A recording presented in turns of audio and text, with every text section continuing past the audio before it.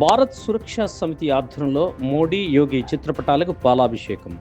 ప్రయాగరాజ్ కుంభమేళను విజయవంతం చేసిన ప్రధాని నరేంద్ర మోడీ, యూపీ ముఖ్యమంత్రి యోగి ఆదిత్యనాథ్ చిత్రపటాలకు భారత సురక్షా సమితి ఆధ్వర్యంలో శనివారం సాయంత్రం 6 గంటలకు పాలాభిషేకం చేశారు. ఈ సందర్భంగా సామాజిక సమరసతా వేదిక జిల్లా అధ్యక్షుడు చెట్ల గంగాధర్ మాట్లాడుతూ 143 సంవత్సరాలకు ఒకసారి వచ్చే ఈ ప్రయాగరాజ్ కుంభమేళకు అద్భుతమైన సౌకర్యాలు కల్పించి విజయవంతం చేసేందుకు కృషి చేసిన నరేంద్ర మోడీ, యోగి ఆదిత్యనాథులు కారణజన్ములని కొనియాడారు.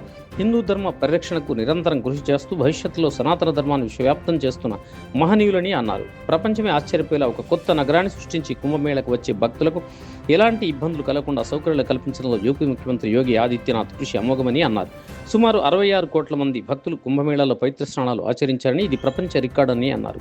అత్యాధునిక సాంకేతిక పరిజ్ఞానాన్ని ఉపయోగించి భద్రతా చర్యలు చేపట్టారని అన్నారు.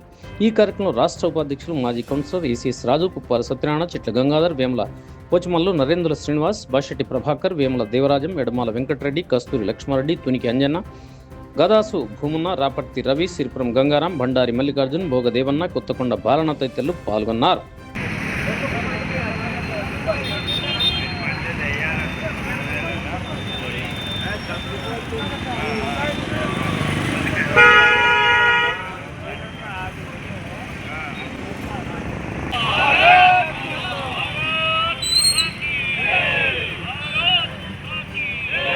స్థానిక శాసన చౌరస్తాలో భారత సురక్షా సమితి జిల్లా శాఖ ఆధ్వర్యంలో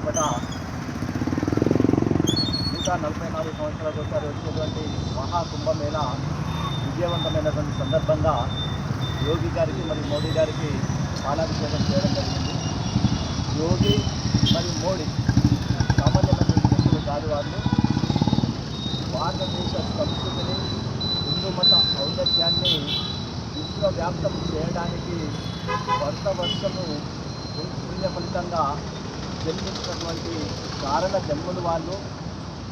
ఈ కుంభమేళ అనేటువంటిది 144 సంవత్సరాలకు వచ్చేటువంటి కుంభమేళ అనేటువంటిది జనవరి 13న సంక్రాంతి పండుగకు ప్రారంభమై 26 ఫిబ్రవరి మహాశివరాత్రితో 45 రోజుల పాటు కొనసాగినటువంటి ఈ మహాకుంభమేళ లోపల భారతదేశానికి సంబంధించినటువంటి నలుమూలల నుంచి భక్తులు పాల్గొనడమే కాకుండా విదేశాలకు సంబంధించినటువంటి, అందులో పరమతానికి సంబంధించినటువంటి వాళ్ళు కూడా పాల్గొని ఆ పుణ్య స్నానాల్ని ఆచరించడం అనేటువంటిది ఒకటైతే ఈ సామూహిక వేడుక ప్రపంచంలో ఒక గొప్ప సామూహిక వేదికగా ప్రపంచ రికార్డు సాధించినటువంటి ఘనత కూడా కుంభమేళకు.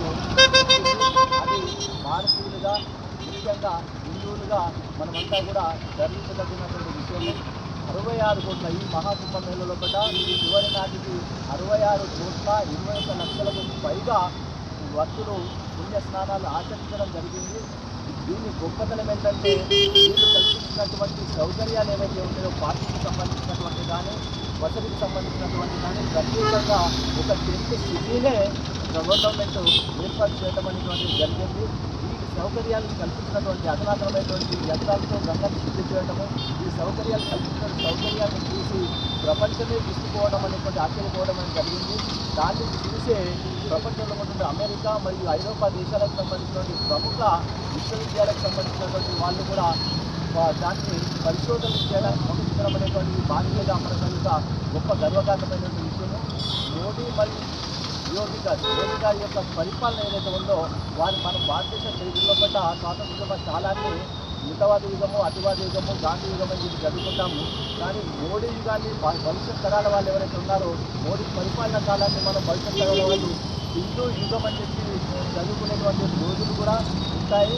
వీరి యొక్క పరిపాలన కాలాన్ని మనం ఎప్పుడూ మిత్ర కాలం స్వర్ణయుగమంటాం. కానీ ఈ మోడీ యొక్క పరిపాలన కాలాన్నే మోడీ యొక్క యోగి యొక్క పరిపాలన కాలాన్నే మనం స్వర్ణయుగం అని చెప్పి చదువుకునేటువంటి రోజులు కూడా ఉంటాయి. వీళ్ళు భవిష్యత్ తరాలకి హిందూ సామ్రాజ్య నిర్మాతలు వీళ్ళు. కాబట్టి వీళ్ళు వీరి పరిపాలన ఇంకా కొనసాగాలని చెప్పి వీరి యొక్క అయ్యరాయుధాలన్నీ కూడా బాగుండాలని చెప్పి కోరుకుంటూ